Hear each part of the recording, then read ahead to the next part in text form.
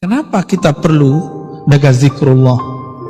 Supaya hidup itu tenang, pilihan-pilihannya tenang. Mau pilih apa saja tenang. Bapak saudara makan Allah, kita ambil zikir la ilaha illallah. Nabi mengatakan afdalul zikri la ilaha illallah. Zikir yang paling afdal adalah la ilaha illallah. Itu terjemahannya. Kalau maknanya lebih dalam dari itu, afdalul zikri itu kalau dimaknai zikir yang paling lezat, zikir yang paling nikmat adalah la ilaha illallah. Apa arti ilah sehingga Nabi mengatakan itu? Ternyata kalau orang betul-betul membaca la ilaha illallah, ilah salah satu maknanya adalah tempat hati bergantung, tempat hati nancap, tempat hati berkiblat, tempat hati condong. Jika kita katakan tiada lagi kecondongan hatiku, tiada lagi semua yang aku inginkan, yang aku cintai kecuali Allah. Inilah yang disebut oleh Imam Ibn Athaillah kemerdekaan seorang hamba, hurriyatul abd. Baru disebut Abdullah. Maka orang yang menyebut la ilaha illallah, tiada lagi tempat kami bergantung, tiada lagi tempat kami memuja, tiada lagi tempat kami menyembah kecuali Allah. Di saat itulah dia menjadi merdeka. Oleh karena itu seorang mukmin jiwanya merdeka. Kalau bahasa kawan kami Ustadz Hanafi, gak ada lagi urat takutnya, gak ada lagi rasa takutnya kecuali kepada Allah.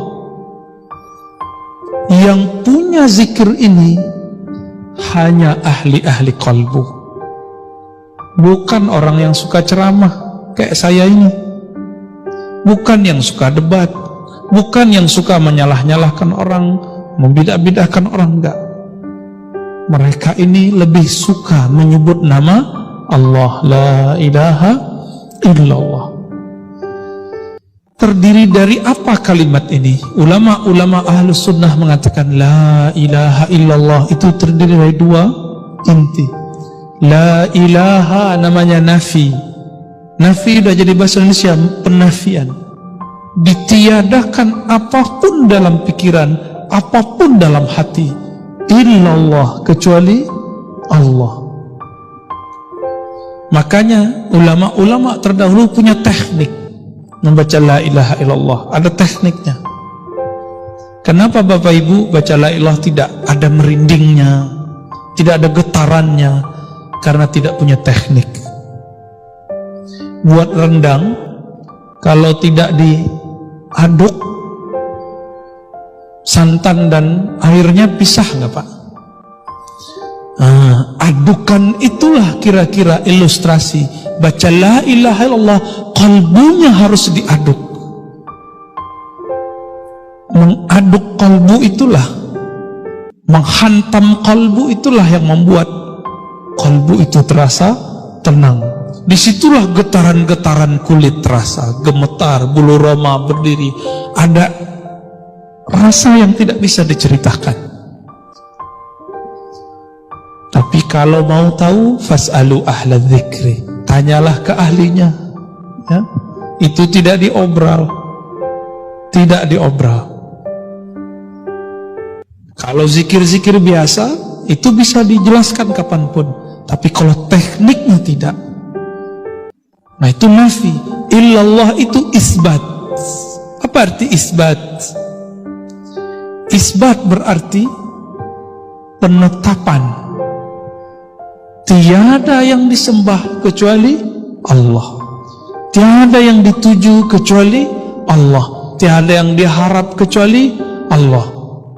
Orang kalau begini, PNS kalau begini, karyawan kalau begini, gak perlu fingerprint, kerjanya pasti selesai. Kenapa sekarang harus pakai fingerprint, pakai daftar hadir? Karena orang-orang tidak serius bekerja.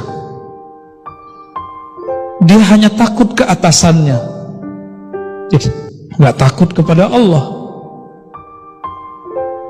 Takut dengan report, laporan-laporan manusia, tapi tidak takut dengan laporan-laporan malaikat-malaikat Allah. Bapak ibu saudara, ikhwan akhwat fillah, maka Nabi SAW ketika ditanya, bagaimana cara kami memperbaharui iman kami yang usang wahai Rasulullah? Apa kata beliau? Hadis masyhur, aksiru min qawli la ilaha illallah. Banyak-banyak baca la ilaha illallah. Maka hari ini kita bisa saksikan, siapapun yang lisannya dan kalbunya banyak menyebut nama la ilaha illallah, dipastikan merekalah orang paling bahagia. Merekalah iman yang paling segar. Jadi yang imannya paling segar bukan yang bergelar doktor atau LCMA, yang bergelar buya, syekh, ustadz, tidak. Yang punya kebahagiaan sangat tinggi jika dia zikir dengan zikir yang tinggi, yaitu la ilaha illallah.